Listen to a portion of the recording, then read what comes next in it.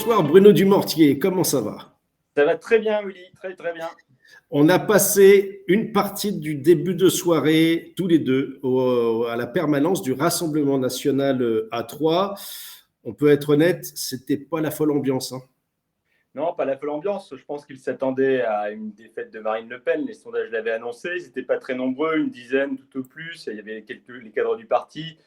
Bon, l'ambiance n'était pas à la joie. Comme le disait Jordan Guiton, le secrétaire départemental, beaucoup de militants étaient restés chez eux pour attendre les résultats.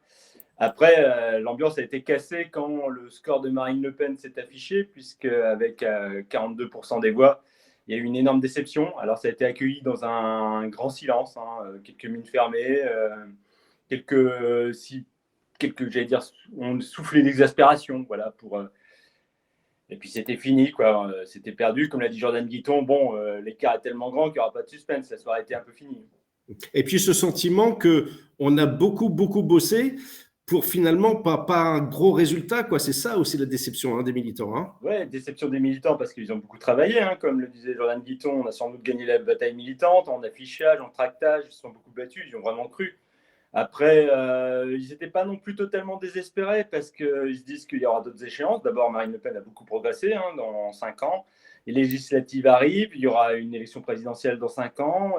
Législatives, ils y pensent beaucoup, hein. C'était le réflexe des militants, hein, qui avant même le secrétaire départemental ont dit, mais attendez, il faut d'abord penser à ceux qui ont voté pour nous avant de penser à la défaite.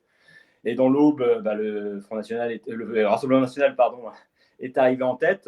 Donc, il y a des espoirs qui se font jour. Les circonscriptions sont gagnables. Les Républicains sont en difficulté, comme le rappelait Jordan Guiton. Donc, ils se disent, pourquoi pas, hein, face à une République en marche mal implantée dans le département. Est-ce qu'on n'a pas une carte à jouer? Donc, finalement, ils sont partis sur... bon, ils ont perdu, c'est sûr, mais ils n'étaient pas totalement désespérés non plus. Ils se projettent directement sur le fameux troisième tour qu'on va avoir.